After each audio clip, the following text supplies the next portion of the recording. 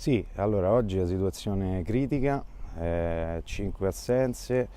infatti non avevamo cambi, non avevamo nessuno, c'è stata una grande prova di carattere e di coesione della squadra.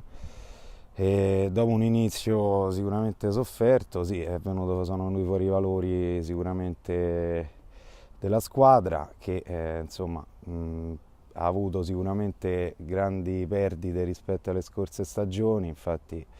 poteva vantare solo di tre giocatori presenti anche lo scorso anno, anche out tutti e tre i portieri, però insomma il portiere si è comportato benissimo.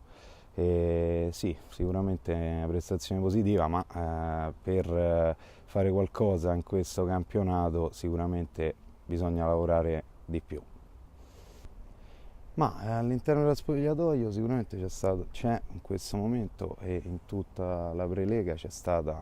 c'era un po' di scetticismo, sicuramente questa vittoria ci fa togliere qualche sassolino dalle scarpe,